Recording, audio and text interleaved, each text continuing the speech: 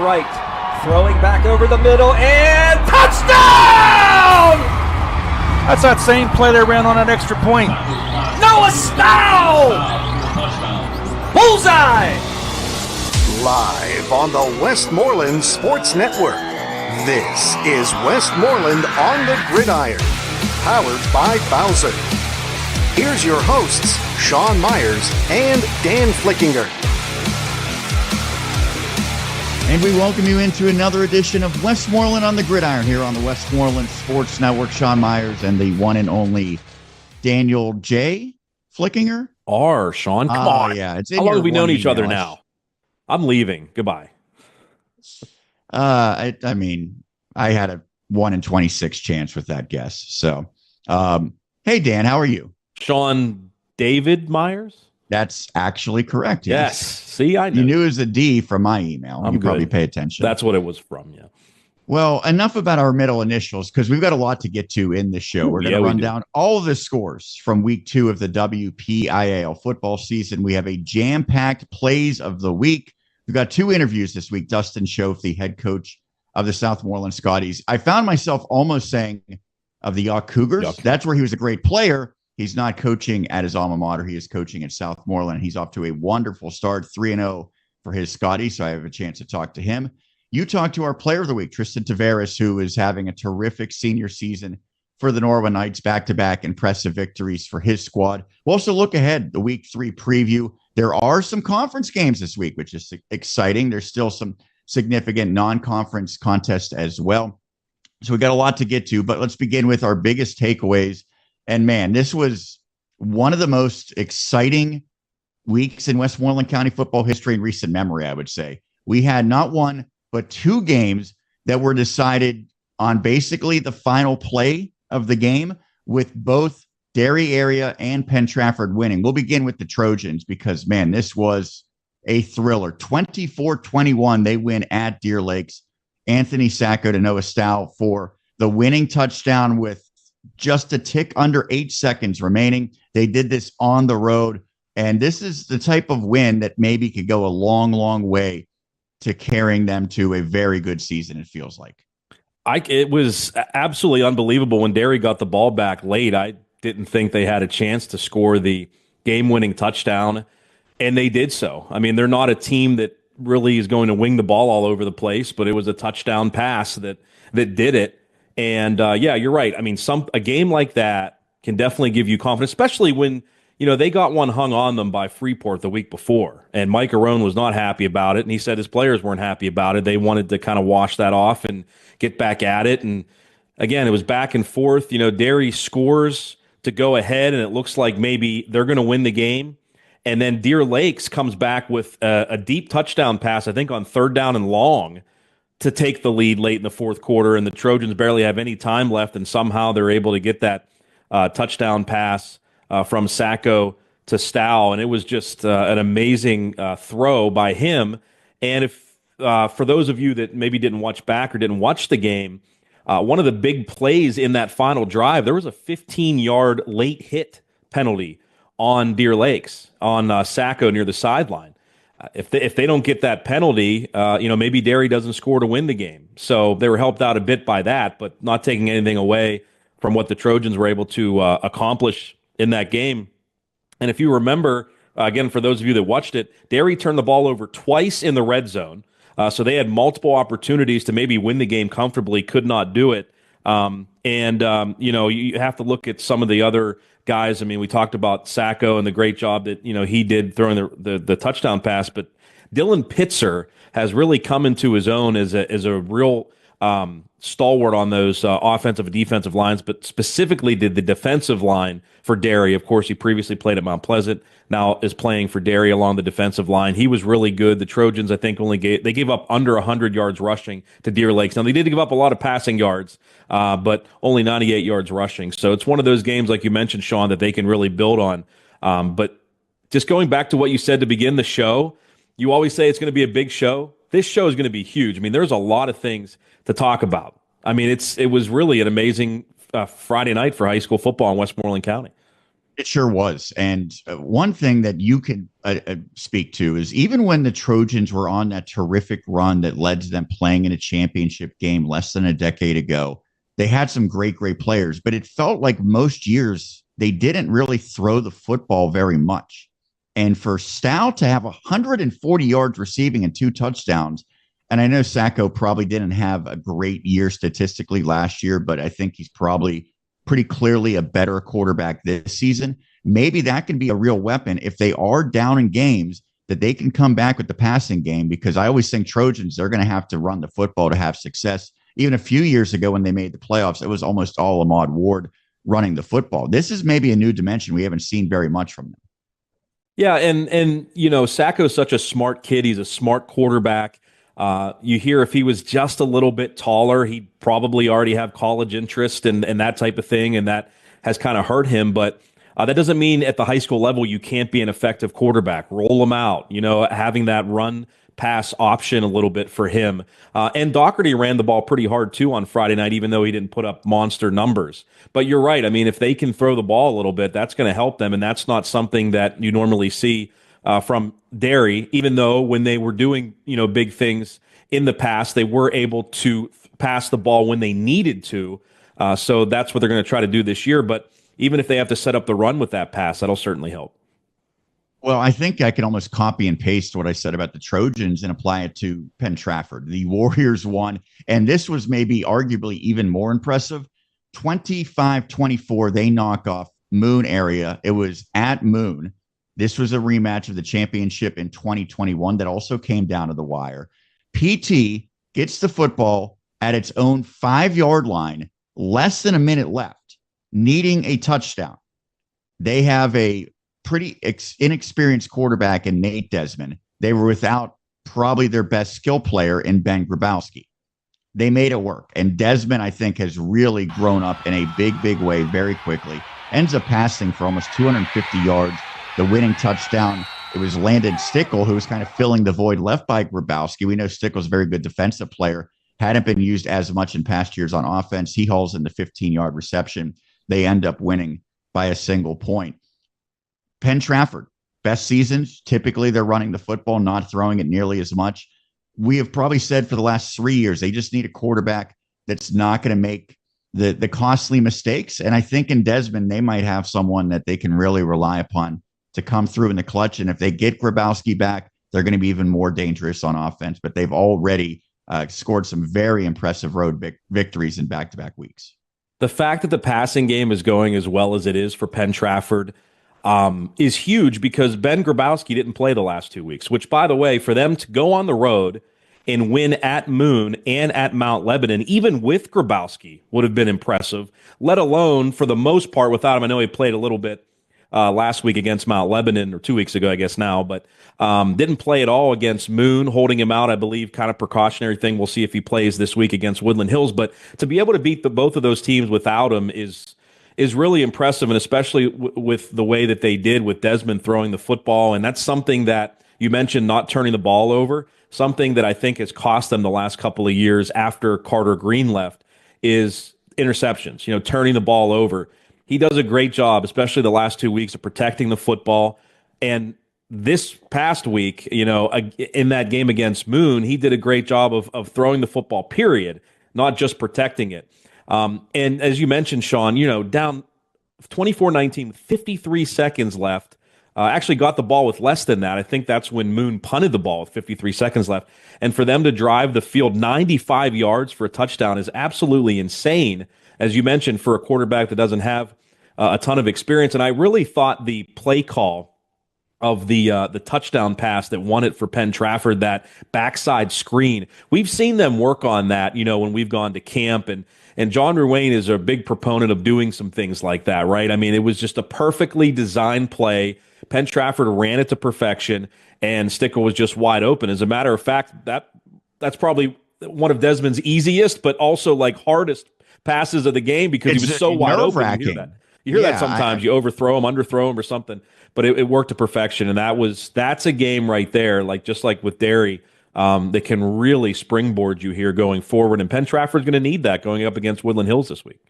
Yeah, I watched a little clip of that touchdown, and even though I knew they were going to score it, I still was like, "Oh man, Stickles got to be careful not to drop this one." Right? I think it was a little bit lower than Too maybe he would easy. have expected. Yeah. Yeah, we have seen that happen. I mean, these are not professional players. They make mistakes, especially when they know the pressure's on. The Warriors were, terrific under pressure in this one. So congrats to them. They are off to a great start. I know that there's incredible teams in 5A. They probably will not be a championship favorite, but they at least have to be in discussion as one of the better teams in Class 5A. And they're going to have a big litmus test this upcoming week. We'll get into that a little bit later as they go against the reigning conference champion Wolverines. Well, a newcomer to Burrow has emerged in a big, big way, but he is not a newcomer to Westmoreland County football. Antonio Perkins has accounted for 8 consecutive touchdowns for the Buccaneers. He had 4 last week in a loss against Shadyside Academy, or 2 weeks ago. I keep saying last week. You know what I mean. This most recent game, which was last week, he accounted for all 4 of their touchdowns in a 28-21 victory against Mount Pleasant area. This was an upset, I would say. First win of the season for Burrow and the first win for Coach Dom Girardi as the head man for the Buccaneers. So congrats to him. Not only did Perkins account for all 4 touchdowns, he sealed it with an interception in the final minute.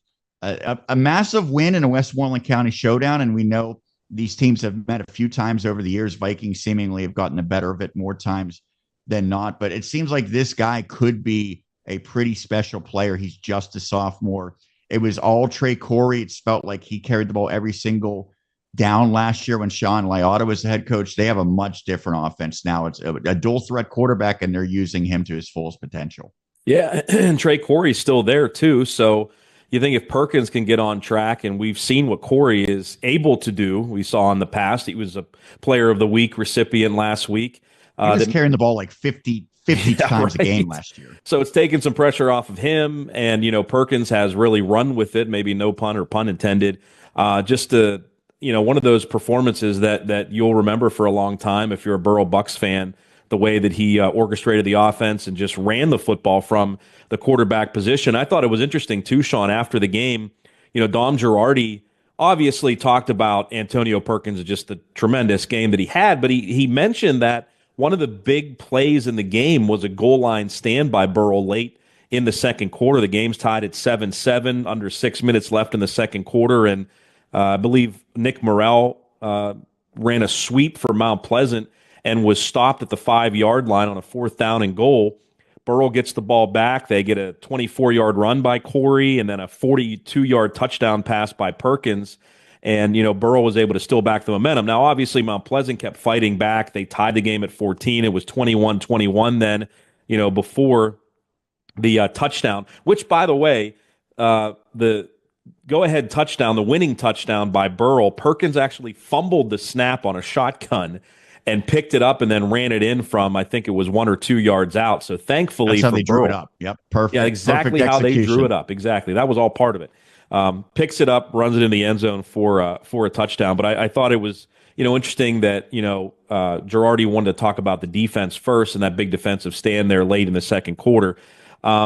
Obviously, when you look at Mount Pleasant's side, Stephen Pradina had a big game, but had to leave early in the game. He left, I think it was late in the third quarter with another injury. So hopefully it was kind of precautionary. We're not sure, but he missed the prior game as well. So yeah, he did. They've not been healthy since the week 0 victory, and that was a massive one against Jeanette. And then it seems like the wheels have kind of quickly come off just because they haven't had their full arsenal of players. Yeah, it stinks. And I believe I don't know if Eicher played in the game or not. But Pradina gets that 58-yard touchdown pass on a swing pass. Firmstone, thankfully, is still healthy. Their quarterback. But when things are humming at Mount Pleasant, they like to use multiple running backs in that wing T. And if 2 of them are down, that's really hard to win games. So you kind of feel for them right now, but you feel good for Burrow on an exciting victory.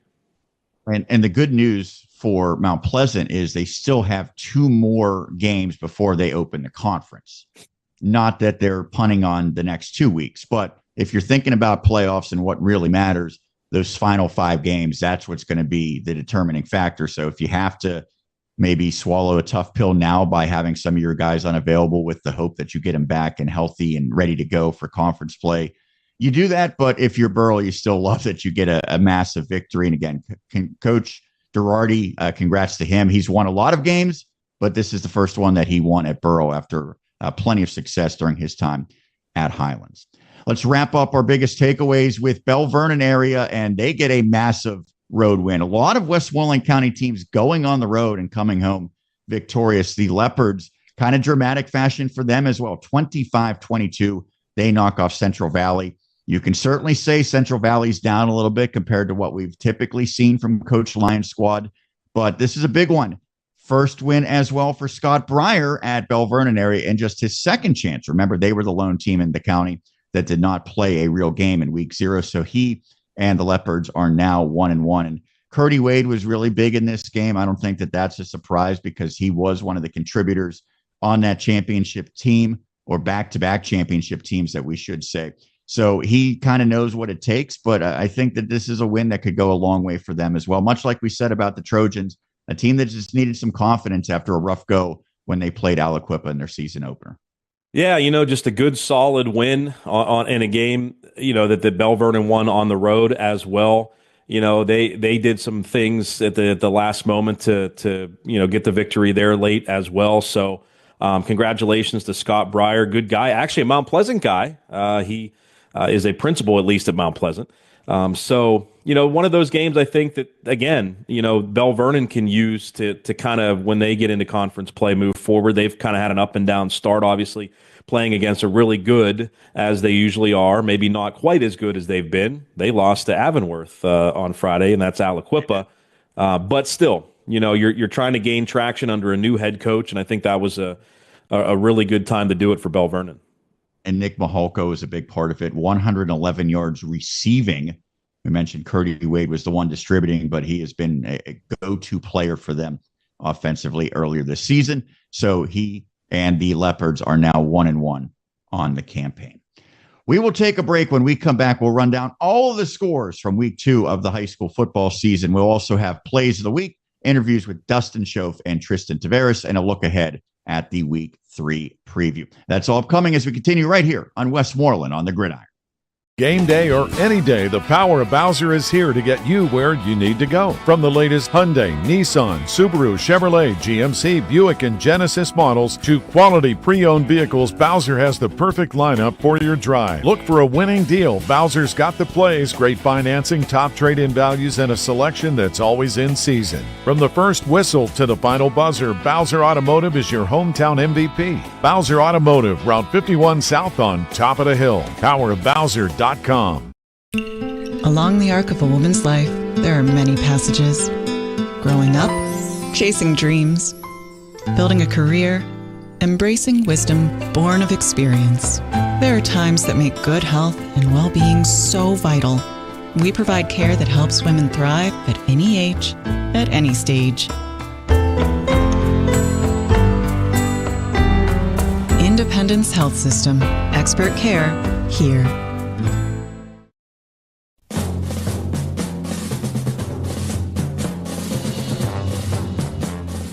Welcome back to Westmoreland on the Gridiron. Each and every Wednesday, 7 p.m. right here on the Westmoreland Sports Network. Well, we already ran down the biggest stories from week 2. Now, let's review all of the scores from across Westmoreland County. We talked about some of these games already. You can go back and watch a 35-0 victory for Norwin at Greater Latrobe. We're going to hear from their star quarterback, Tristan Tavares, a little bit later. Flick, the defense, obviously, very impressive for the Knights, and we know that they've got some pretty special guys on offense as well. Well, and I want to ask him about that, Tristan, about the defense, because obviously the offense looked really good, as you mentioned, but to pitch a shutout like that on the road, it was pretty impressive. And, Norwin was able to control the game, I thought, from the very beginning. Really good opening drive, and they went up 14-0 pretty quick. They stubbed themselves in the foot a little bit with penalties after that, and then they just kind of ran away with it, winning the game 35-0. But I want to ask Tristan about that opening drive because I thought it was really impressive. They got the ball in a bunch of different hands. They threw the ball long, threw the ball short. You had Gio Rotroff carrying the ball a couple times. And he's having a great season. He really has. He runs really hard, too.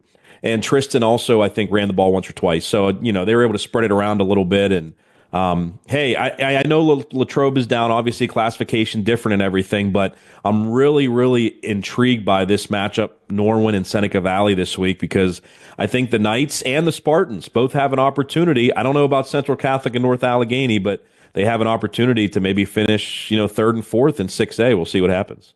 Did Andy Tash play for the Wildcats? He did not. It truly feels like without him, they just don't have enough firepower on offense. I know that's the problem. And you hear different things that, maybe they're keeping him out until conference play starts, which is this week. So this will be, I think, the telling week. If he doesn't play this week, that there's something really bothering him. If he is able to, then that's great. But we'll see if he does play against Franklin. They've had some terrible luck with injuries, especially when it comes to the Tashes in consecutive years. Remember, Alex was seemingly going to lead them to, a season to remember a year ago. And then right around this time, kind of went down with injury and just was not able to get back fully healthy. Ultimately ended up missing the majority of the season. Well, from one 6A team that's been impressive to another, the Hempfield area Spartans are now 3-0, and they took care of business right from the opening kickoff, 43-10 over Kiski area. You can go back and watch that game as well. Don't want to spoil it completely because I feel like we might see one of those plays in just a little bit, but they established a tone very, very early in that game. And Coach Kiefer has them clicking on all cylinders. Dom Dietrich has been great. They didn't even have to use Jack Copas a ton early. They are spreading the football around.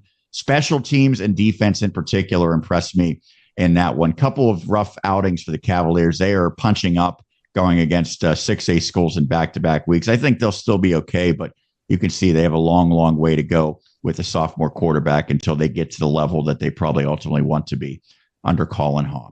We mentioned Dairy Area 24, Deer Lakes 21. Go back and watch that one. At least go back and watch the fourth quarter of that one because it was pretty thrilling for Trojans fans. Jeanette takes care of business 31-0, knocking off Ligonier Valley. You can go back and listen to that game. I think a notable takeaway, Nick Mendoza scoring a couple touchdowns. I expected he was going to have a terrific season. He's been a little bit quiet, but finding the end zone twice in that one. And then Jace Powell continues. He's got to be one of the most impressive receivers in the entire WPIAL at this point. Like he's been doing it for multiple seasons. Just wait until you see his catch on Plays of the Week. Oh, my gosh. Yeah. He is special, as was Penn Trafford's special come-from-behind victory, 25-24 over the Moon Tigers. Again, we talked about that one, a thrilling finish for PT, now 3-0. Upper St. Clair, the real deal. The Panthers hammer the other Panthers from Franklin Regional, 49-6. Second straight year that USC really blew out Franklin Regional. Bell Vernon with that thrilling 25-22 victory over Central Valley. They won by 3 points, which is significant, Flick. They did, yeah.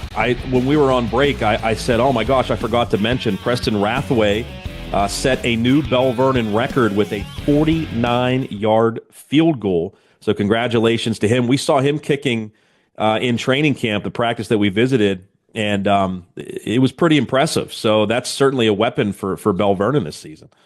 Yeah, and I remember I was making a comment to just one of the players. I don't know who it was.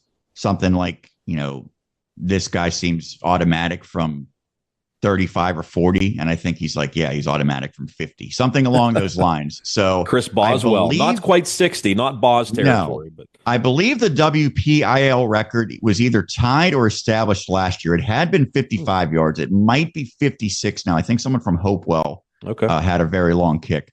I don't know if Rathway is going to get there, but he could be a difference maker for them. Realistically, if they're playing in close games, they have to like their odds when they can have a pretty good shot at getting 3 from more or less like the 30-yard line and in. It seems like. I think the tough part about breaking records for field goals, even in the NFL, is a coach going to attempt it? Like, is he going to try a 55-yard field goal in high school football? You know what I mean? So I think that's the biggest thing, that maybe there is a kicker here or there that could break the record, but is a coach going to gamble and try it?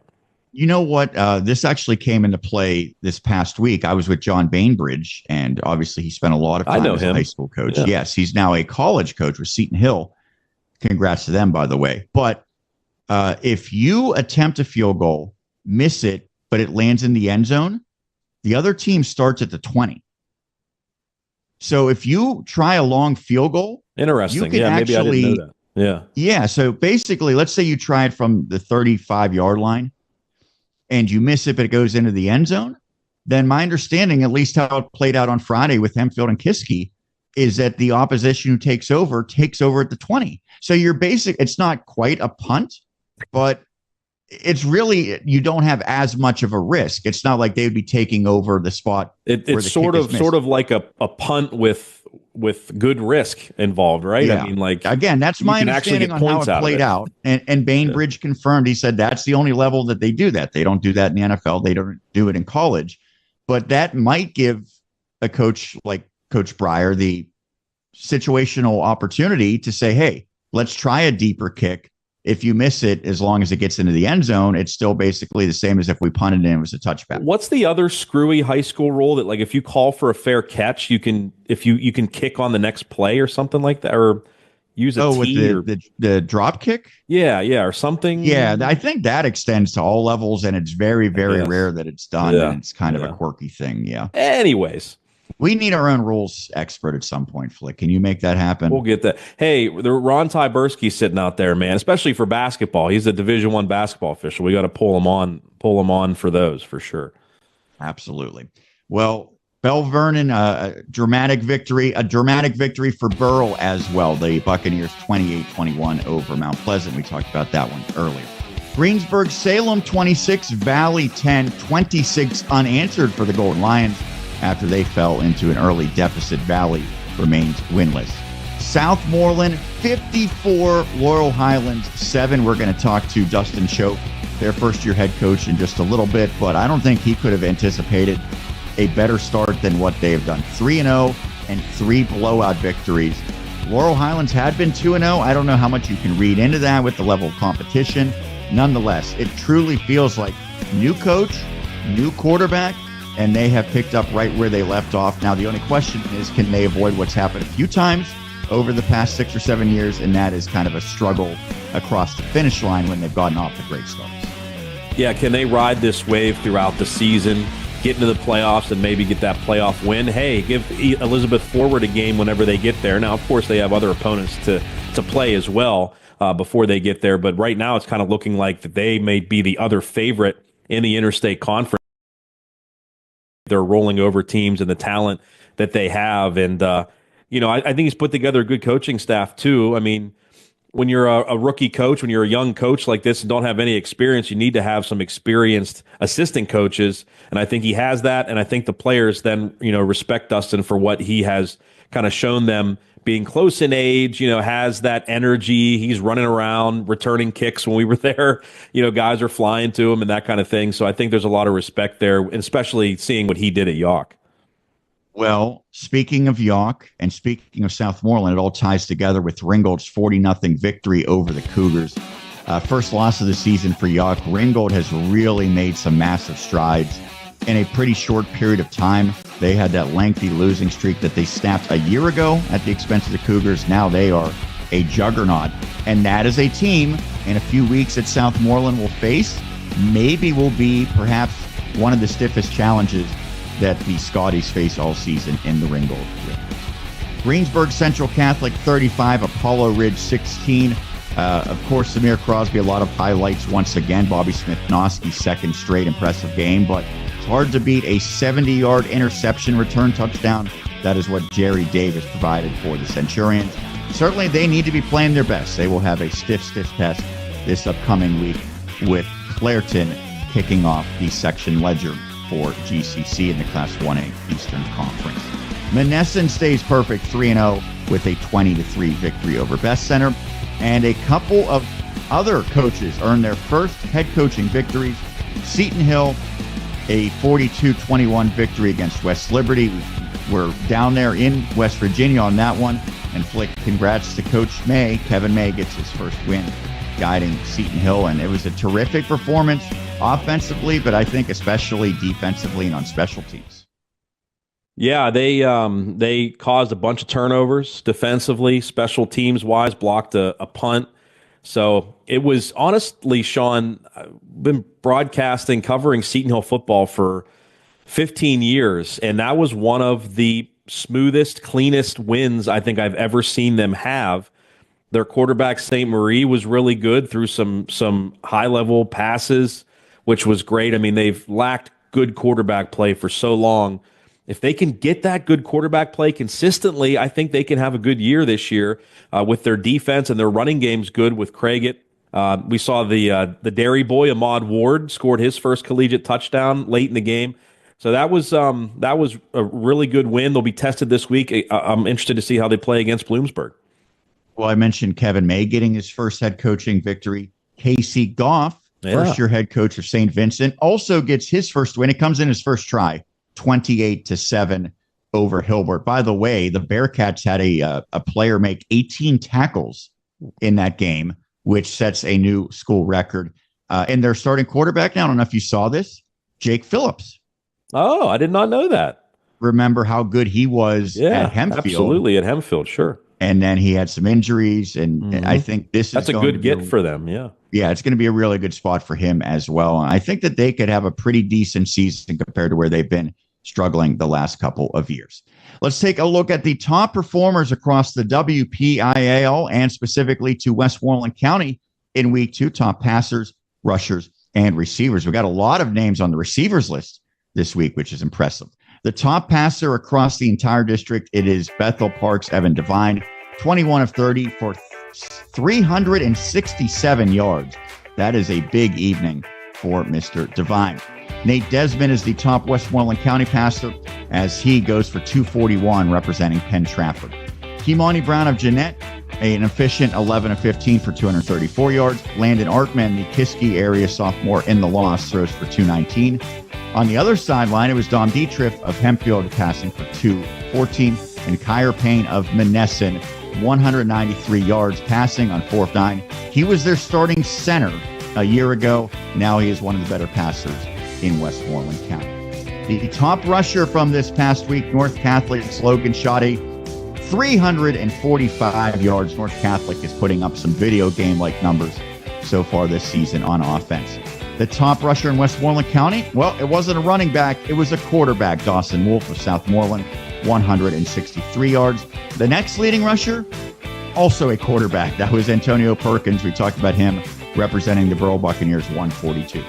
Giovanni Rotroff of Norwin went for 115. Jet Taylor of Franklin Regional had 112 yards in the loss. And Cody Iacomelli of Penn Trafford, that's a familiar last name, rushed for 84 in the Warriors' victory.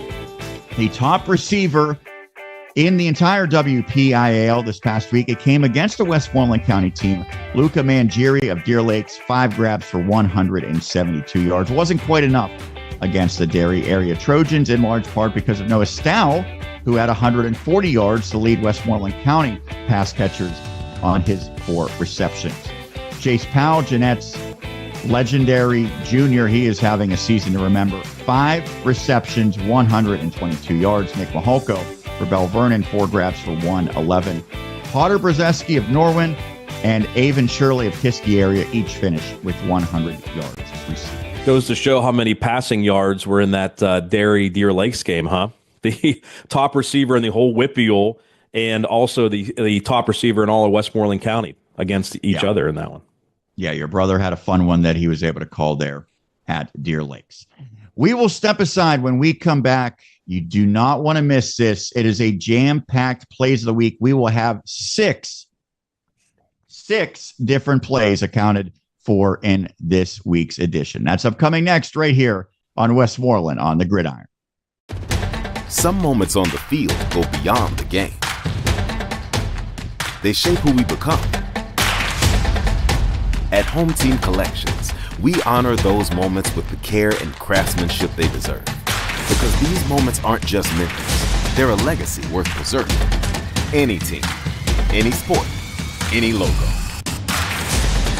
Visit HomeTeamCollections.com today and save $10 off your first order. Play It Again Sports in Greensburg is your locally owned and operated sporting goods store. We set ourselves apart by offering a wide variety of both new and used equipment at competitive prices, located in the Greengate East Plaza below Walmart. Play It Again Sports' knowledgeable staff will help you and your family prepare for every athletic season. Whether you're looking to buy, sell, or trade, we are here as your one-stop shop. At Play It Again Sports in Greensburg, everybody plays.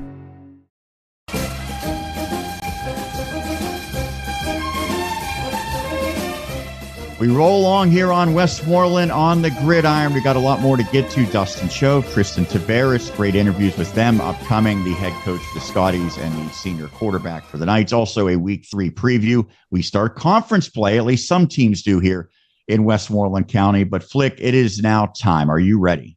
I'm ready, man. This is like going to be a marathon, I think, this time. We've had some long plays of the week segments this year so far. It's just a good thing. It's a good thing. It's absolutely a good thing. Well, we got 6 to get to, so without any further ado, we begin plays of the week with Derry area, and no surprise where we're going to go here. Needing a touchdown in the final seconds, the Trojans dialed up the perfect play. Anthony Sacco found Noah Stow for the winning score at Deer Lakes as John Flickinger and Bob Lasinski detail the thrilling finish.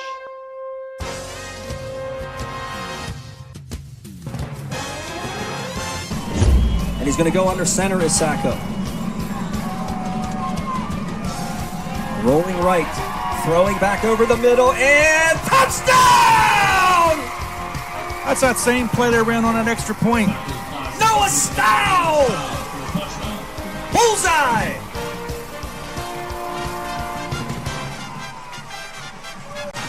Wow. Styles has had a game tonight. That's his 4th reception. 2 of those for touchdowns and 142 yards receiving.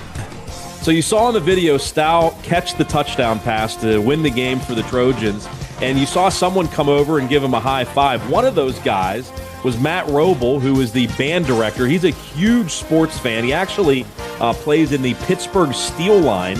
You hear them drumming all the time at Acrisure Stadium during Steeler games. He plays one of the drums in the Steel Line. So he's a huge sports fan. Actually, Sean, a big Penn State fan as well. So you guys can, text during the games maybe in the future. I'll exchange phone numbers, and you can complain about, only beating FIU by 34 or 35 or whatever it was. Anyway, just an exciting play. I think back to that win over North Catholic in the playoffs a few years back. I know it's not nearly to that level, but just the excitement finally back at Derry, and that's something, again, they can kind of use to spring themselves forward. And if I had caught the game-winning touchdown with less than 8 seconds left, I would high-five every single person in the stadium that wanted to high-five me, to be honest. You'd keep your pants on, though, I think, right? Yes, I would. Yes, I would. We continue plays of the week with Norwin and the Knights. They were dominant for the 2nd week in a row, and it was the Tristan Tavares and Potter Brzeski combination that made magic for the 2nd week in a row as well. Their connection late in the first half made it all Norwin with Dave Franzak and Brian Brzeski on commentary. Fool them once, and, shame on them, but you're not going to fool them twice, and they're up to the challenge at that point. Dropping back. Lots of time for Tavares. Looking for something. He has Brzeski across the middle, and he's going to hit Brzeski on the run.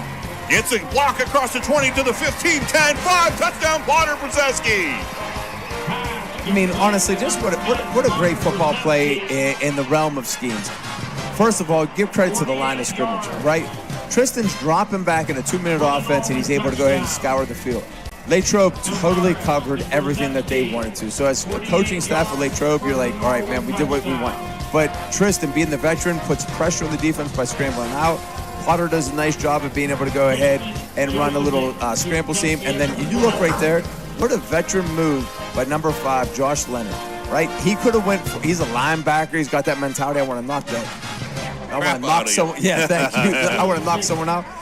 Man, Potter Brzeski continues to have a massive season, and you saw the great protection there for Tristan Tavares. I mean, he could have had 5 pieces of pizza, 5 pops back there while he was just scanning. And Brzeski, and if you see after Potter made the catch, it was Josh Leonard making sure he didn't get a block in the back penalty there, kind of put his hands up, although sometimes when you do that, it makes you look guilty or something. But Made sure he didn't give the block in the back and let Potter do his thing. And, man, he's a fun kid to watch play, and he has a lot more to go, still just a junior.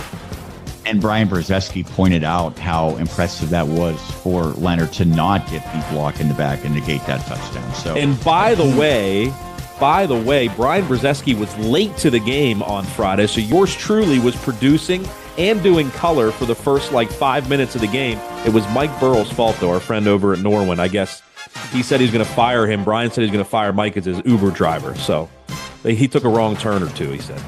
Well, that's why the broadcast got so much better a little bit later on. All right. I'm probably joking. right.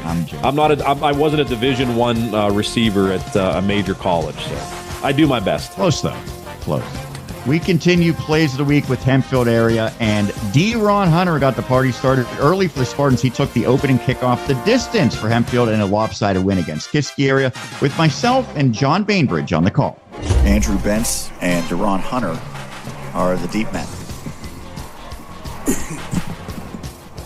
I mentioned it's going to be Beck, but for some reason they go with Andrew Finney to send this one away, and it's going to be picked up at about the 4-yard line, and this is an adventure already for the Spartans, but getting out of it is Hunter, and a nice return, and there he goes! D-Ron Hunter, can he take it the distance? They will not catch him, and from disaster to 7 the other way. What a return by Hunter as he takes it 96 yards to get this one started. The coverage team from Kiski just converged on the ball. He was inside his own 5-yard line, fumbling the ball around. He missed. He made a couple miss on the first wave, and then there was nobody catching him. He had a 10-yard head start, and nobody was catching him. That's how they drew it up, right? He bobbled it a couple times, lull the coverage team into a sense of security, and Hunter makes a house call.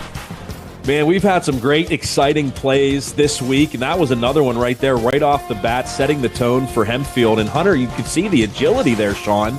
Had to get out of a lot of traffic there, and then once he hit second, third gear, he was gone. And that's a weapon that Hempfield certainly would love to see continue to do that week after week, at least set up good field position for them, if not get a touchdown. And again, I mentioned it when I was leading into it. It is D-Ron. I said D-Ron. Mm-hmm.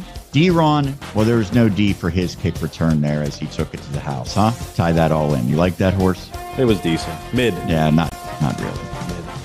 All right. We continue play. There's nothing mid about this next play of the week because Kiski area represented.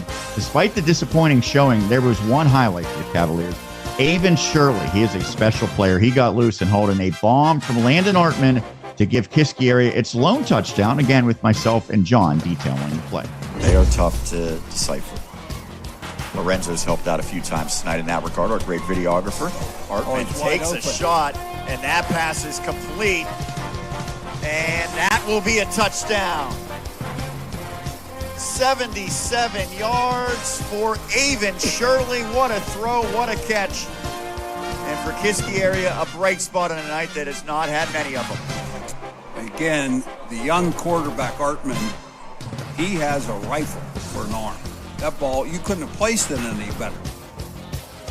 Yeah, that's what Avon Shirley's capable of doing. Just a tremendous athlete, gets behind the defense right there and hauls in that bomb to allow Kiski to feel a little bit better about themselves. And hey, how about a tip of the hat to our man Lorenzo? A little bit of love for him at the beginning of that highlight, huh?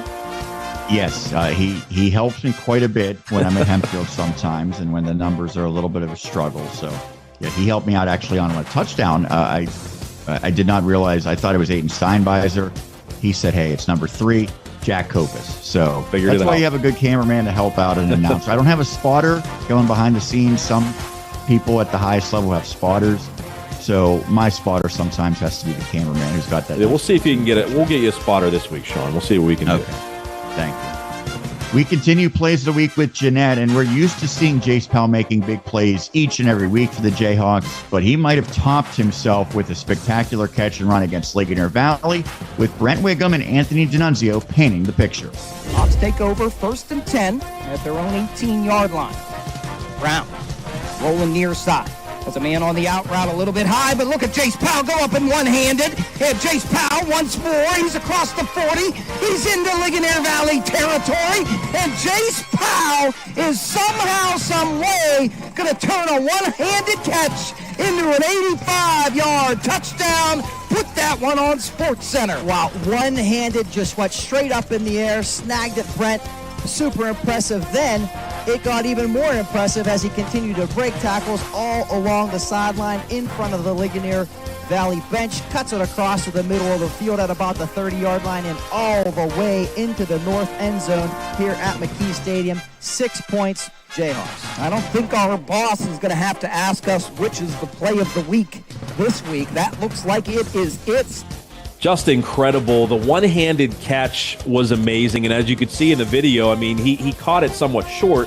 He still had a lot of work to do to score a touchdown, weaving all the way down the field. That kid is just unbelievable and really fun to watch week after week for Jeanette.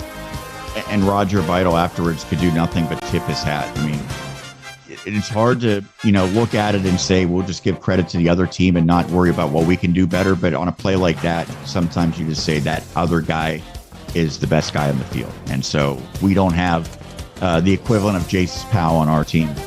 It is what it is. Great play by Powell, and he's a guy who makes a heck of a lot of them. We wrap up Plays of the Week with Seton Hill, and it was Darius Patterson who had a monster performance for the Griffins. His third quarter interception put the game away for Seton Hill at West Liberty, as detailed by myself and Roger Downs.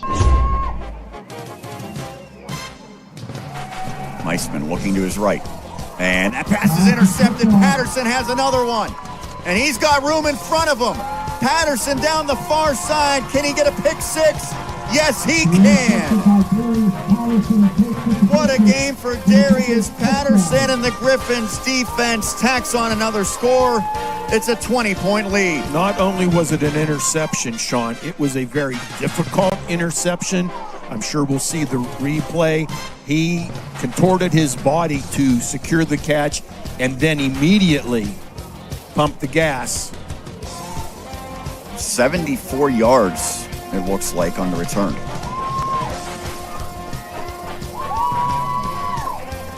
He got the party started on defense with a pick earlier. Still a lot of time left in the game when he made the interception, but you felt like it was the dagger, and it ended up being the dagger for Seton Hill. They go up 35-14, end up winning the game 42-21. Second pick for him of the ball game, and just impressive stuff there by a Seton Hill defense that, again, usually does play pretty impressive. And it's just their offense needs to come around, particularly quarterback play, but they got it all against West Liberty. And Patterson, I believe, was the PSAC West Defensive Athlete of the Week as a result of that. Well-deserved for his performance, including that pick six. That will do it for a jam-packed episode of Plays of the Week. When we come back, I will talk to the first-year and very successful so far head coach of the Southmoreland Scotties, a Yawk legend, Dustin Schoaf. He is 3-0 guiding his new team. That's upcoming next right here on Westmoreland on the Gridiron. At Elliott Community Federal Credit Union, we're here to make your financial journey easier and more rewarding. With open membership to all that live, work, worship, or study in Westmoreland County, everyone can take advantage of our competitive loan rates, whether you're doing home improvements, buying a car, or making a personal purchase.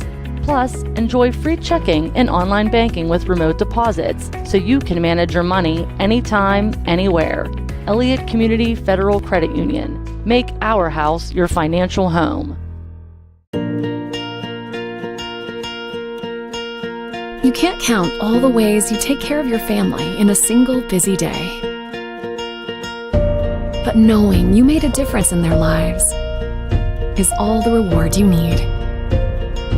At AHN Neighborhood Hospitals, that's what motivates us too. Whether it's our loved ones or yours.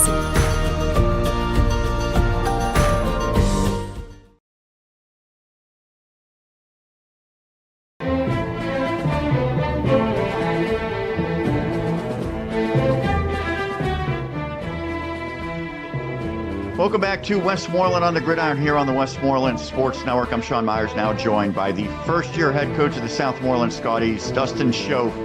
First off, Dustin, congrats on the great start. Not only have you gotten your first head coaching win, you've got your second and third in as many weeks. 3-0 for the Scotties and 3 dominant victories. I think you have certainly opened a lot of eyes, and the Scotties, one of the hottest teams in the WPIAL.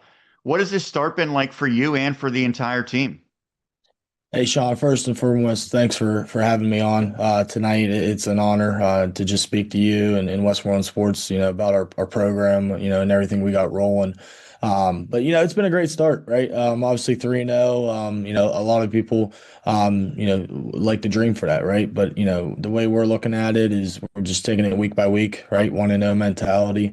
We're doing a lot of good things at the moment. Our kids, right? It starts with our kids. Our kids are buying in every week to what we're doing as far as, on the field, right? Off the field with our program. And then our staff, right? Our staff is doing a lot of great things on all 3 phases of football, offensively, defensively, and special teams. The support's been great, right?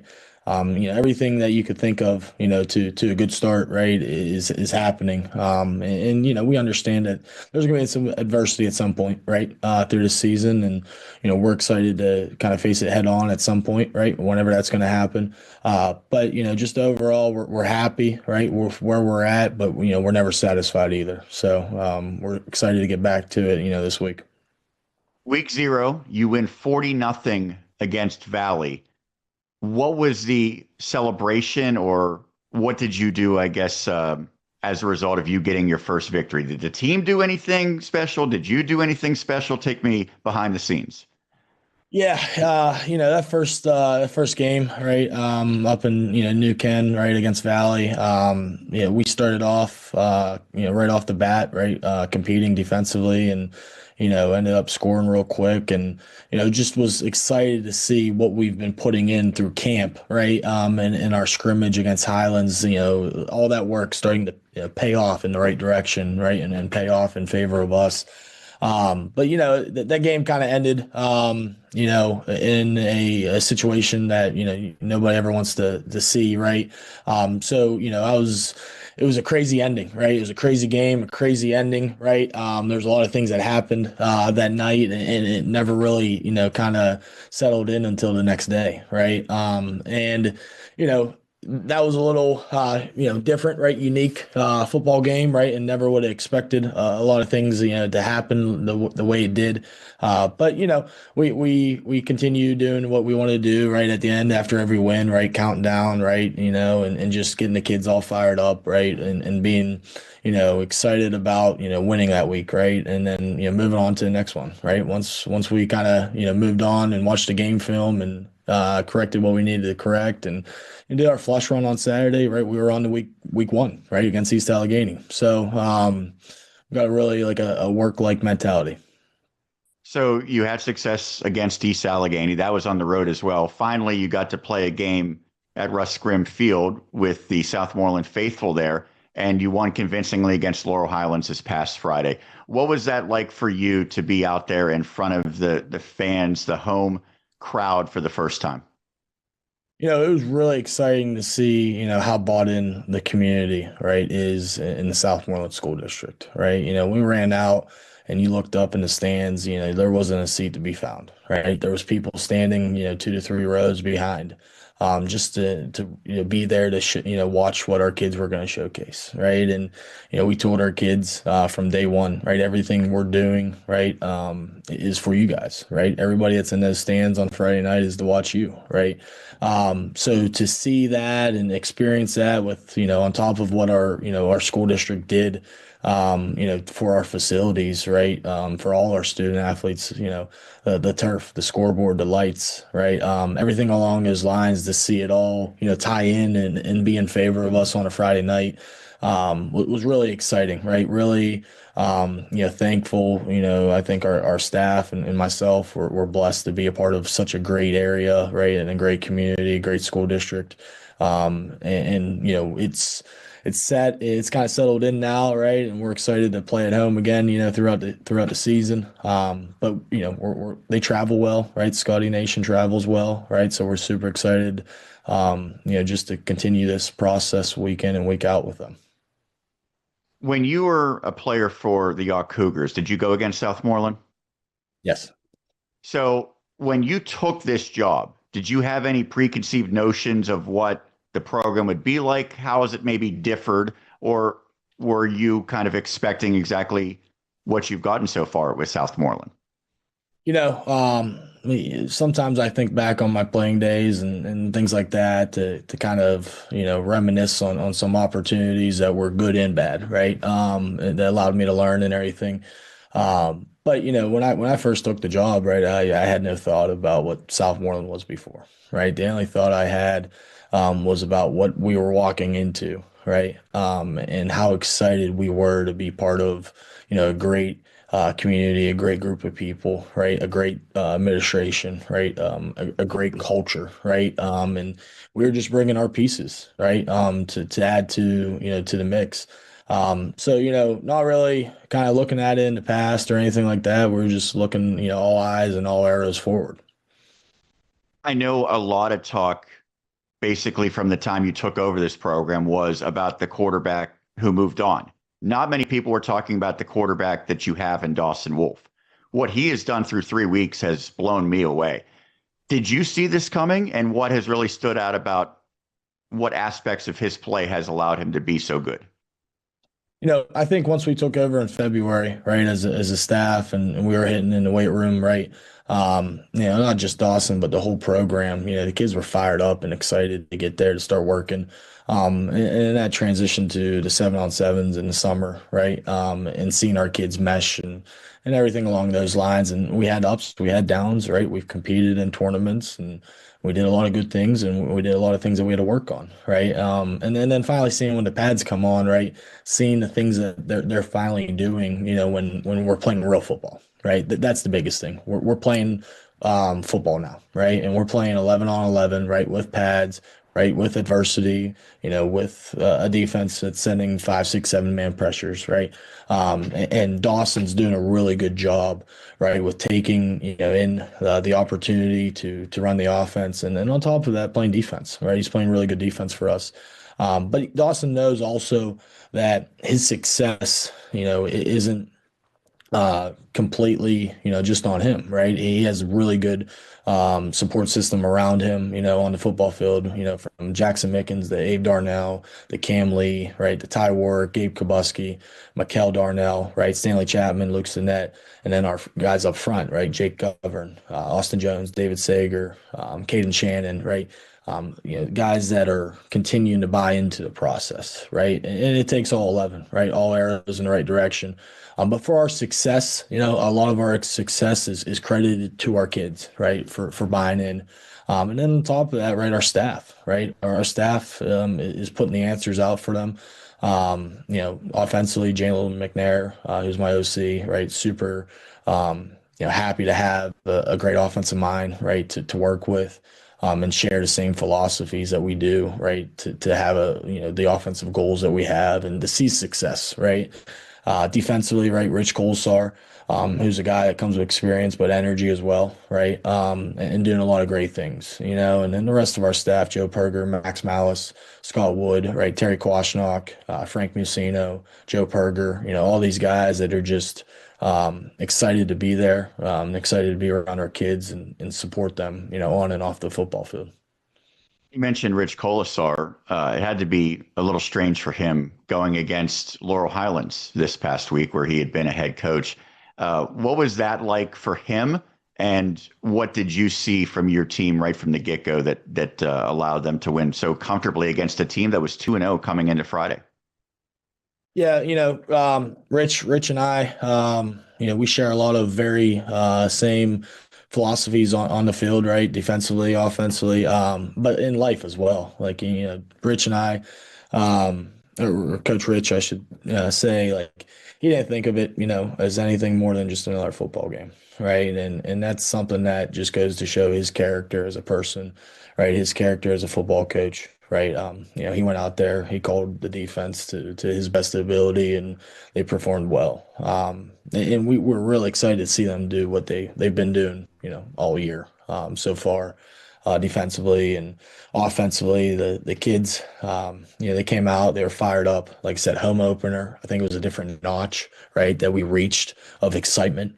Playing on the road stuff, right? But playing at home in front of a packed stands and a new facility, so to speak, of as far as turf and lights and all that.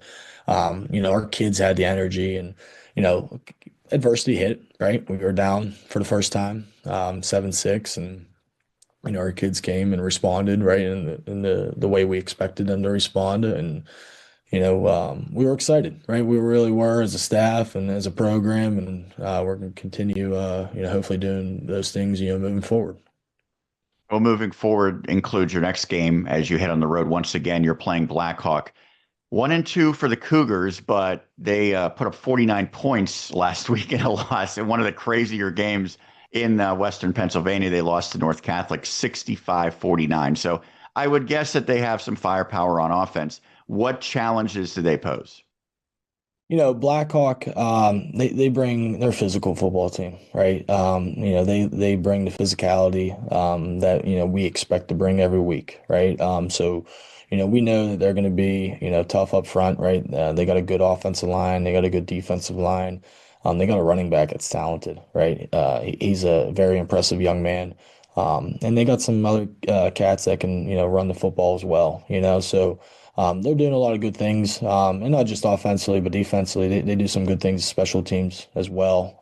So, we're excited, right? We know what Beaver County football is like, from whether, some of our staff have played against Beaver County teams back in, when we played, right, or coached against Beaver County teams. It's a well-respected area, right? And, these are the opportunities that we're looking for, right? We want to continue to improve week in and week out and, continue having that philosophy of 1-0, right? And worrying about, that week at its time. But understanding that, we have to take care of the things that we got to take care of ourselves, control what we can control. The most important thing to us is ourselves as far as a program, right? The 40 kids, the 10 coaches, right? Everybody that's a part of it. Like we have to worry about making sure we're doing the little things right. And taking care of that through the week. And then, we do that right. And then the things will, carry over to Friday night, right, against Blackhawk. And regardless, though, we know it's going to be a great opportunity, right? We got to travel an hour and 20 minutes. That's a factor to start with, right? But every factor that's going to be put in place for Friday night, we're going to embrace it. We're going to embrace the long bus ride. We're going to embrace the chilly temps if it's going to be cold, right? We're going to embrace it all and face it head on. So, lastly, we know less than a decade ago, Southmoreland snapped that long playoff drought. And since then, it seems like the team has typically been in the playoffs, but is still trying to get that elusive first victory. When you look at your first season, 3-0, you've already had some terrific performances. What will make this a successful season? Does it have to be a playoff win, or how do you look at 2025 and when you ultimately look back, say this was a success? Sean, that's a great question, right? And the more and more I think about it, right, we've talked about our goals, right? We want to win a conference, right? We want to win, a playoff game and let that domino effect happen, right?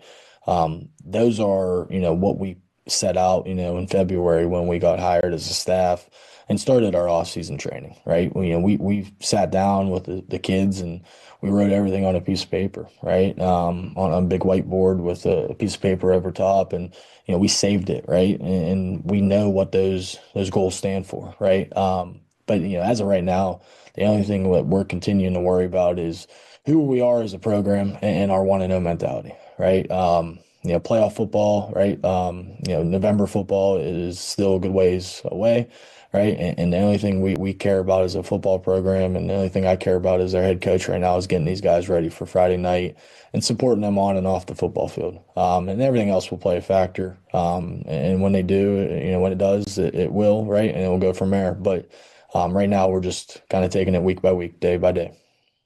Well, so far, week by week, day by day, you've had a lot of success. Congrats, Dustin, on the great start. Of course, your first victory, and as I mentioned, 3-0 so far. Hopefully, you can keep it up. Thank you, Sean. I greatly appreciate it. That is Dustin Schoaf, the head coach of the Southmoreland Scotties here on the Westmoreland Sports Network. We'll take a break. When we can continue with Westmoreland on the Gridiron, we will hear from our player of the week, Norwin quarterback Tristan Tavares, right here on WSN. At Smale Kia, we know that winning takes hard work, dedication, and a commitment to excellence. By sponsoring Shining Stars, we'll select 2 teams each season to help fund their booster programs. Rewarding their hard work, athletic progress, and community service is an investment we're proud to make. Congrats to our previous Shining Star winners, and good luck. Get super low lease payments or thousands off the top when you buy. This week at Smale Kia, Route 30 East Greensburg, or smalekia.com. The prevention of youth and adult substance abuse in our communities is so important, and our goal at CSAE is to do just that. CSAE works to provide education, encourage recovery, and create social change. Join us at CSAE, because to see the change, you have to be the change. Gives it to G, and G goes ahead and makes. Tavares has open room. 5, touchdown. Goes untouched, 30 yards for the score. Welcome back to Westmoreland on the Gridiron. Dan Flickinger with you, and joining me is our Week 2 Westmoreland County Player of the Week.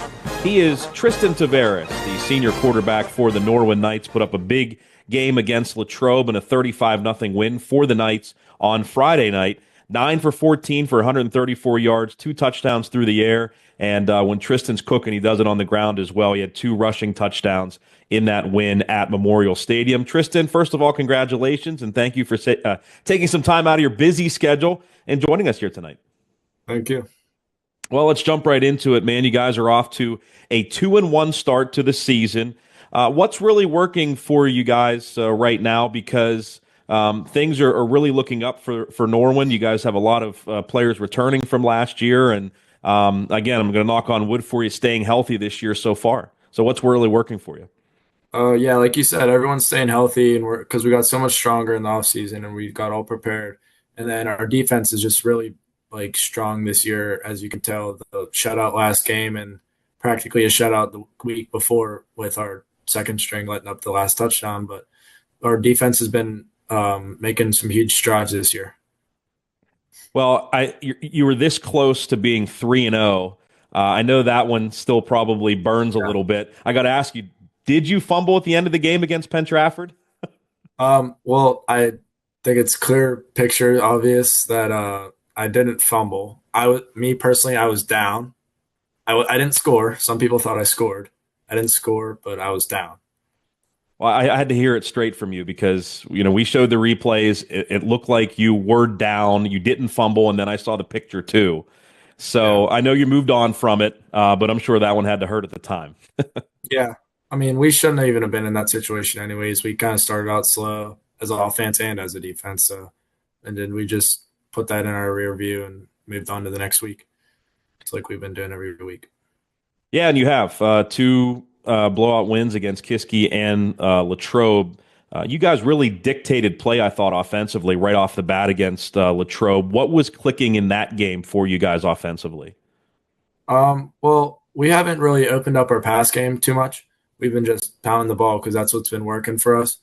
And we had those 2 good drives, and then we had 2 not so good drives. We went 3 and out basically with a few penalties on our offense, which we haven't been doing recently. But with those 2 first drives, it's just been a lot of running the ball and then opening up some easy passes for me.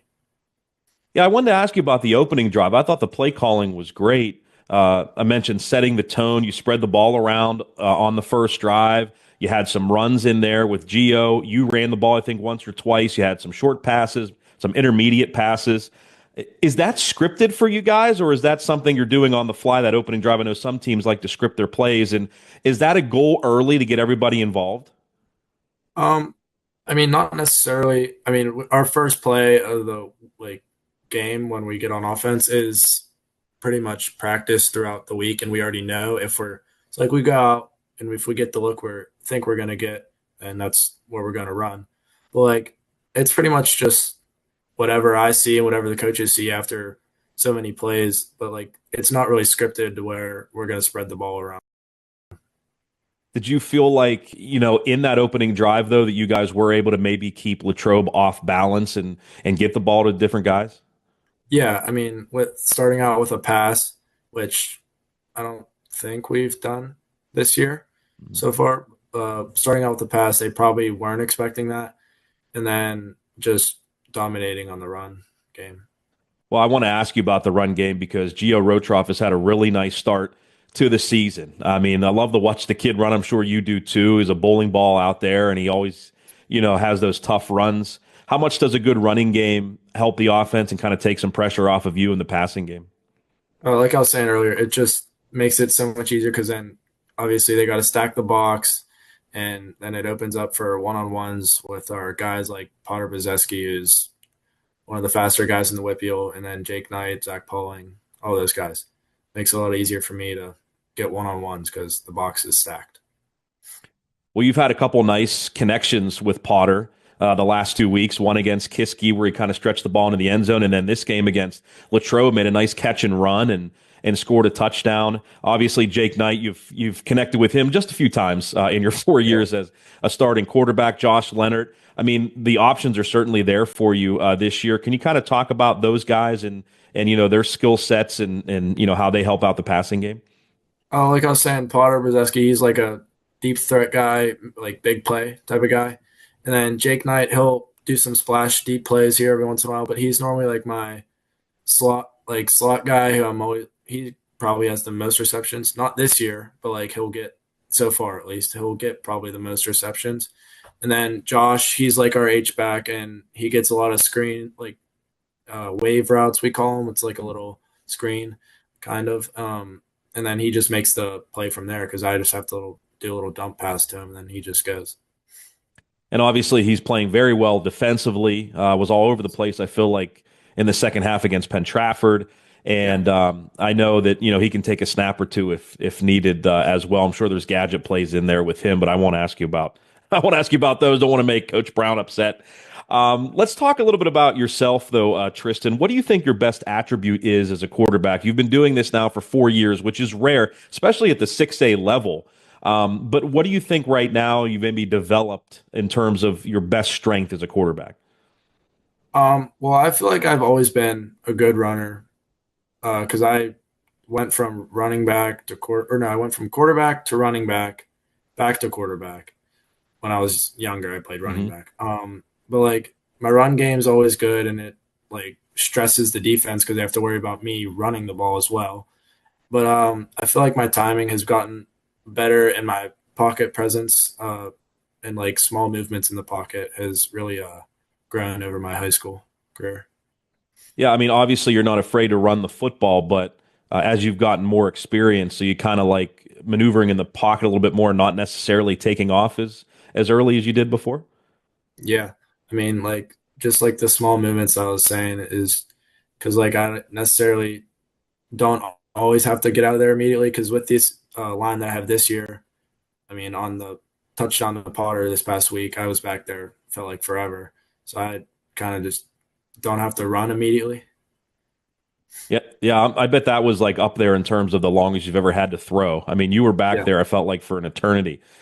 Yeah, I was so proud of those guys after that touchdown. Yeah, that was pretty cool to see. How long have you played football, Tristan? And if you remember, what got you into the game?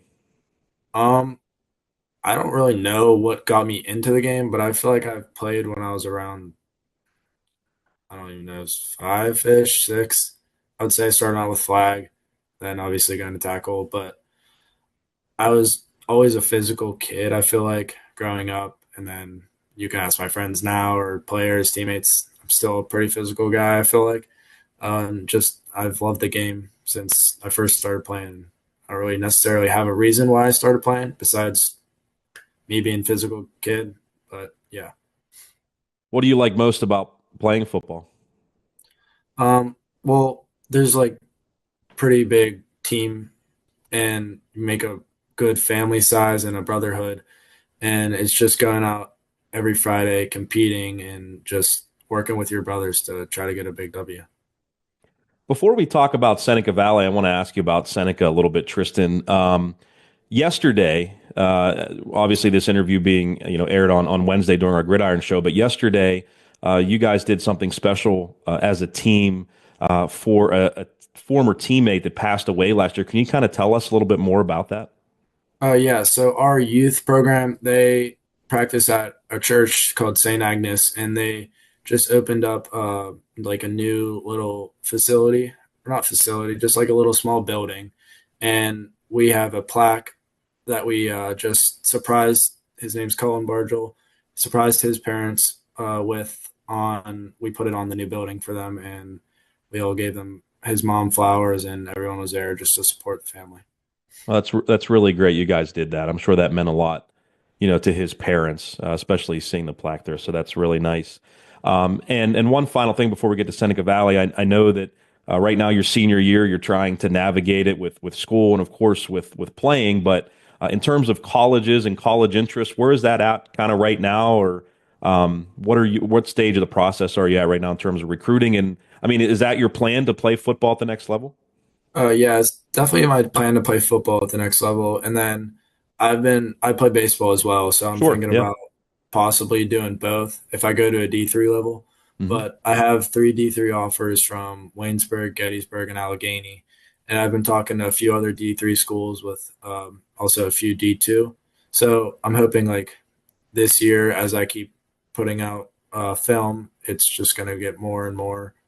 So I have more options to choose from whenever the season ends. And it absolutely should. A dual threat quarterback with as much experience as you, I mean, there absolutely should be no doubt you'll get that. And hey, I know you're playing football right now, but Knights baseball, man, some unfinished business. You guys made the Whitfield Championship last year, had a heck of a season. I know you bring some guys back too, so I'm sure you're looking forward to that. Yeah. All right, so let's talk about Seneca Valley. Obviously a big game to start conference play going on the road. What do they do on defense? What do you guys have to do well to come away with a win? I mean, well, I'm not going to necessarily say what we're going to do, I would say, but in general, yeah, let's keep it general. So we don't get in trouble here. I feel like we're just going to open up our offense a little more because we've been pretty basic the first few games. So I'd say we're going to open up our offense a little more and just do what we do. Tristan, thank you so much for this. I really appreciate it. It's been great watching you these 4 years, and hopefully the Knights can get into the playoffs and we can watch you a little bit more. Congratulations on Player of the Week, and we'll talk again soon, man. Thank you. That is Tristan Tavares, the senior quarterback for the Norwin Knights, our Player of the Week. Sean and I will rejoin you. We'll talk about Norwin, Seneca Valley, and many other of the matchups coming up this week right here on Westmoreland on the Gridiron. State Representative Mike Reese was a great advocate for the kids in our community. He felt athletics were a vital tool in raising healthy, happy kids. The Mike Reese Memorial Fund offers grants to local youth athletic organizations so that every kid has a chance to play. Funding is available for new equipment, registration fee offset, facility improvements, and more. Visit MikeReeseMemorialFund.com to apply.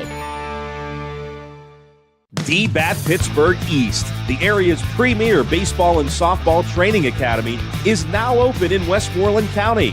Our 20,000 square foot state-of-the-art facility features dual fungo man pitching machines, hit tracks enabled cages, and professional bullpens. With private baseball and softball instruction, we're here to help you dominate the diamond. And don't forget to stop into our pro shop, powered by Rawlings and Easton, for the latest gear. DBAT Pittsburgh East, now open in export. Visit dbatpiteast.com.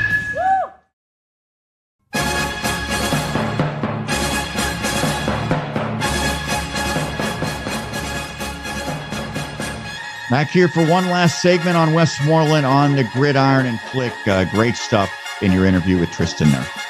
Yeah, he's really interesting kid, and I was happy to hear what he did last night for again his former teammate, helping dedicate a plaque to his parents, and doing little things like that.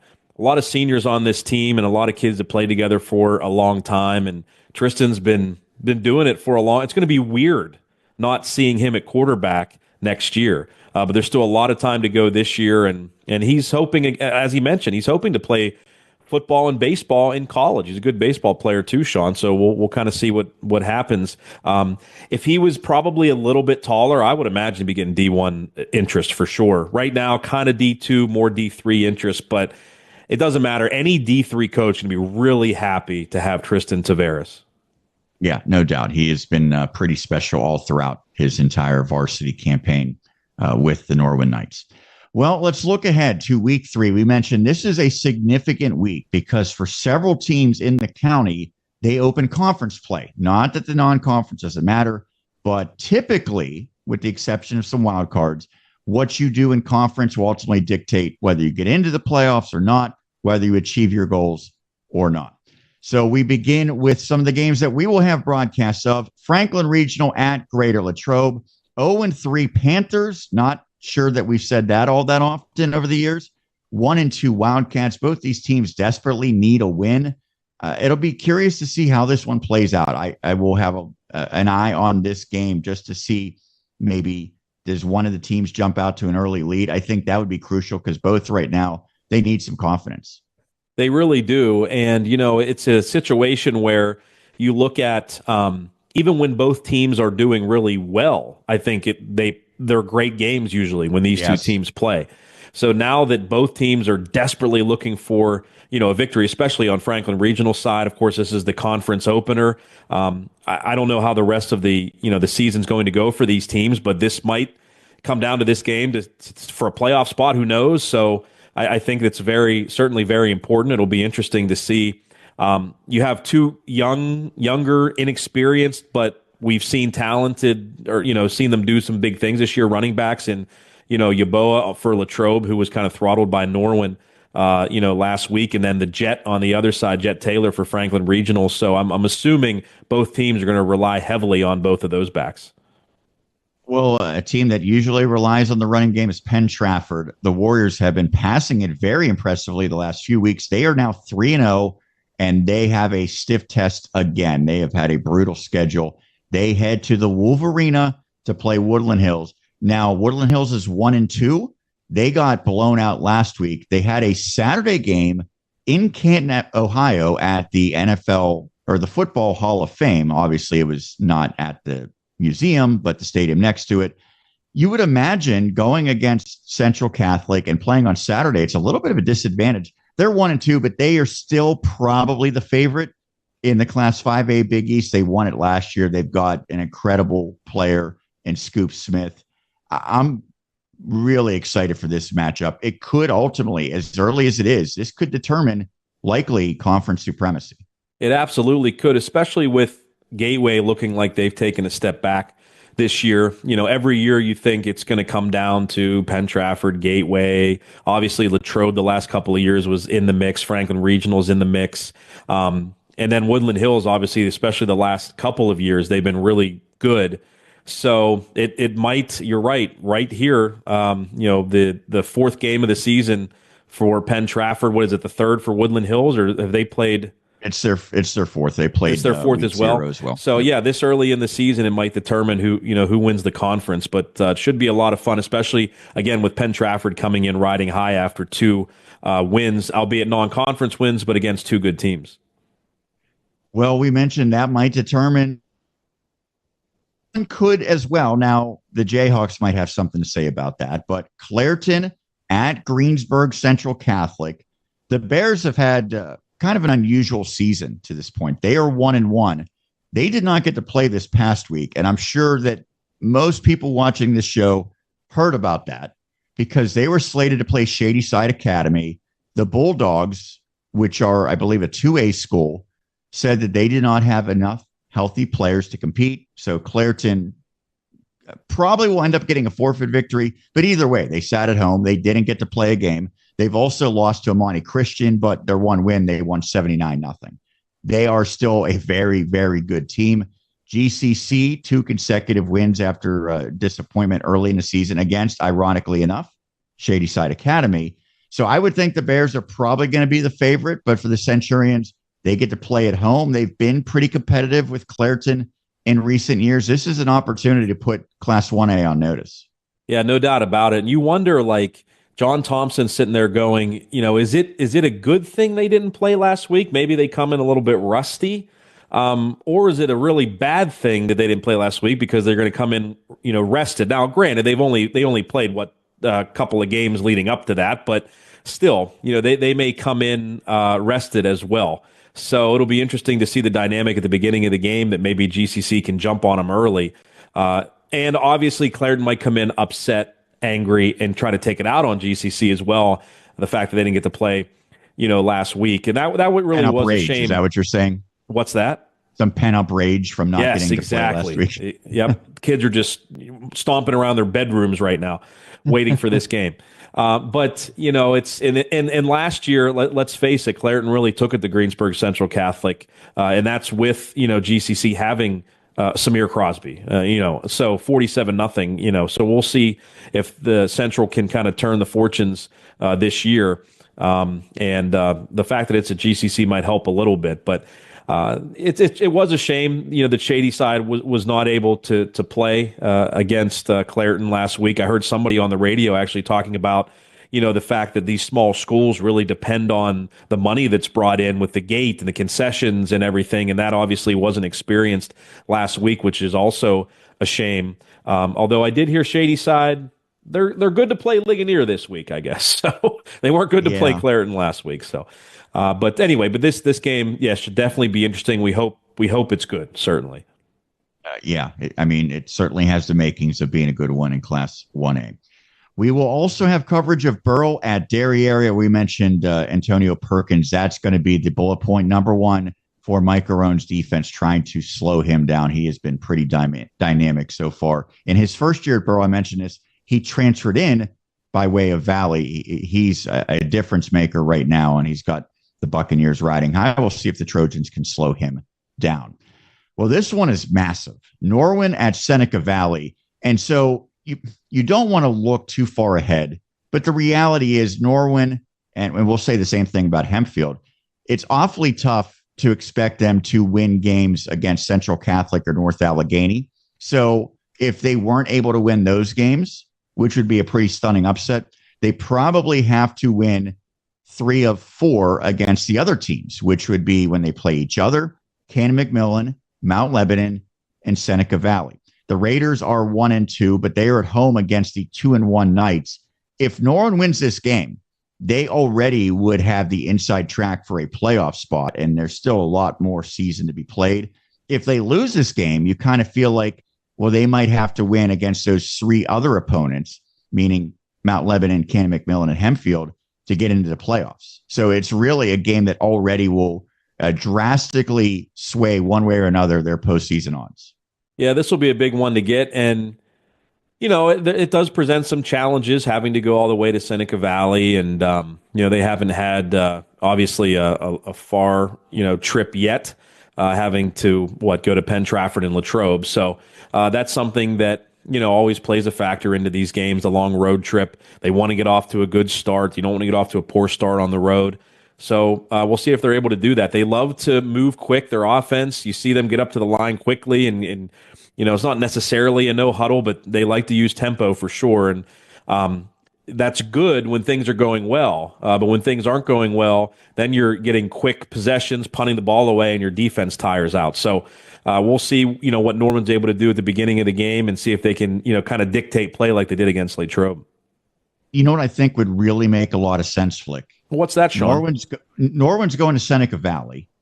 Hempfield's playing at North Allegheny. They could probably just carpool out there. Ride the same bus? Yeah, I think. Well, I'll text Rap. You can text Burrow or whatever, and we'll see if we can do something for them.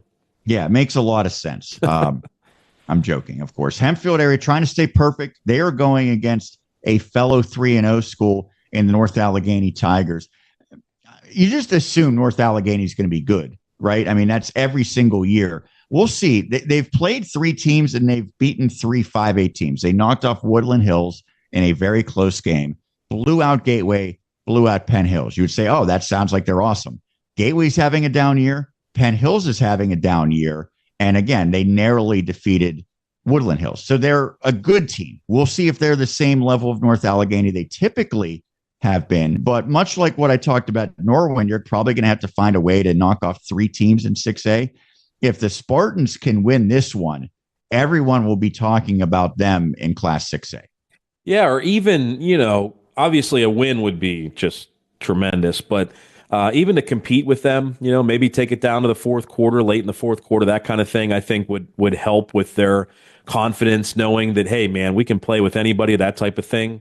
So, it's intriguing, right? Like this, we not finally, it's only the, first or fourth game of the season, but, we've been waiting to see, okay, when Hempfield Norwin really get into 6A, let's see how good they are. And I think this week will be very interesting. If Hempfield goes out and loses North Allegheny, doesn't mean they're a bad team. But if they go out and give them a game or win the game, man, it's on then. I'm not a big predictions guy. I just have a feeling one of those Westmoreland County teams in 6A, if not both, but I do feel like one will be in the postseason when it's all said and done. And that's something that we don't typically see in Class 6A. Yep. So it has a feeling like this could be a little bit different of a year in that classification. Other games across the county, Kiski area at Gateway. Cavaliers looking to bounce back after a couple of rough ones against 6A foes. The Gators are 0-3. Also 0-3, the Valley Vikings, and it's not going to get much easier. They head on the road to play Amani Christian Academy. The Saints have been dominant. They are 3-0 this season. Multiple players committed to Penn State for Amani Christian. Had to get that one in there, didn't you? Well, yeah, they're two pretty good players. Davis and, Gabe Jenkins is the second one, by the way. Ligonier Valley at Shadyside Academy. We mentioned, yes, the Bulldogs are playing this one. They did not play last week. Ligonier Valley 0-3, looking for its first W of 2025. Jeanette at Fraser. You would figure the Jayhawks should be pretty heavy favorites, although the Commodores are off to a 2-1 start. Maybe they'll put Ducky Schofield on that game for coverage purposes for the Trib. That is his alma mater in Fraser. Monessen at Sarah Catholic as the Greyhounds look to go to 4-0, and the Eagles are 0-3. This one, I think a lot of people thought could be a massive game, but it's maybe lacking a little bit of star power now. McKeesport, which is 1-2 at Bell Vernon area, 1-1, and Keemon Spell, talking of Penn State commits, he is truly one of the best players in the entire country for the class of 2027. It seems very unlikely that he's going to play in this game. He missed their second game of the season against Peters. He played just a few snaps against Thomas Jefferson, came out, was not healthy, and I believe said he's probably going to be out for a few weeks now. So that maybe gives the Leopards a chance. I mean, come on, Spell's a great player. That said, McKeesport almost knocked off Thomas Jefferson without basically having Spell. So even in his absence, the Tigers are still an absolute juggernaut. We'll see if Bell Vernon can stay competitive in that one. That is a non-conference. Remember, those teams shared a conference for many years and had some great games. So we'll see if the Leopards are up for the challenge on the gold turf there at Weir Stadium. Southmoreland looking to go to 4-0. They make the trek out to play 1-2 Blackhawk. Ambridge area 0-3 at Mount Pleasant. Vikings looking to get back in the win column. They have lost their last two. They need to get healthy as well. Ringgold at Greensburg-Salem. We talked about how potent the Rams have been coming off of a lopsided win against York. Speaking of the Cougars, they head to Newcastle. That's not a fun trip either for Benny Hoffer's crew. They are going against the 2-1 Hurricane Jock, also 2-1, but coming off of its first loss of the season. And on the college ledger, Seton Hill on Saturday hosts Bloomsburg. The Griffins are 1-1. That will be a game that we broadcast. It is a noon kickoff, and an hour later, St. Vincent will play at Worcester. The Bearcats looking to go to 2-0. Flick, we talked about some big games. We talked about some great, thrilling finishes from last week. Anything else that you want to add to this show? I'm telling you, man, great week of height. One of the best, honestly, I think, since we've been doing the show for sure in Westmoreland County. And there's some intriguing matchups this week, again, with those 6A matchups, Penn Trafford and Woodland Hills, GCC Clairton. So it's really going to be an interesting week to see. We're really going to be looking at the scoreboard, I think, when we're at our respective games, which, by the way, you can follow along all your Westmoreland County teams on our website, westmorelandsports.com, every Friday night. Our scoreboard at the top of the page, and also on X or Twitter. You can follow us there to get all the scores, but it'll be interesting to see Again, that's a cliche thing to say. It'll be interesting to see. But seriously, this week, really, there's some matchups that I think are of some pretty big interest of Westmoreland County. And again, that Bell Vernon McKeesport game, like you mentioned. Will it be a game with Spell out? But again, McKeesport, competed pretty well without him against Thomas Jefferson. So we'll see how everything shakes out. But it should be exciting. And can Seton Hill keep playing well? Again, one of their best wins. I don't know, ever. I mean, against West Liberty, one of their cleanest wins anyway. And so they go up against Bloomsburg and PSAC crossover play Saturday. We'll see if they can continue it, and St. Vincent trying to do so too under new head coach. Well, Flick, it seems like the video recaps have caught on like wildfire as well. They absolutely have. Everyone's very excited about it. It's people were talking about the video recaps. Dave Franzak last week, Sean, I don't know if I ever even sent you the behind the scenes. He bought he didn't mean to buy a selfie stick, he says, but it turns out to be a selfie stick. But anyway, he put it down on a desk at Memorial Stadium. It actually had lights on it he turned on, and he had lapel mics to use for his post-game recap. One of these buggers? No, it's even better than that. I have one of those too. Was not a ring light. It was just like a light that's on the actual tripod that he was using that ends up turning into a selfie stick. I mean, the guy is like go gadget Franzak here. Yeah. Crazy. He paid top dollar for that type of content. That's the commitment we love to see. And yes. We are stepping our games up, and the high school football teams, they're ready to step their game up as well. That's going to do it for this edition of Westmoreland on the Gridiron. I want to thank both of our great guests, Dustin Schoaf, Tristan Tavares, the head coach of the Scotties, and the senior quarterback for the Knights. Of course, you want to check out the games on Friday night and Saturday. If you're looking at the college ranks, we will also have written recaps of all the games Friday night as well. And of course, before the games kick off, a comprehensive preview of all of the Westmoreland County teams that are in action. That'll do it for this edition. For my colleague Dan Flickinger, Sean Meyer signing off. We'll catch you again next Wednesday, 7 p.m. right here on Westmoreland on the Gridiron. Enjoy the games, everybody. Good night.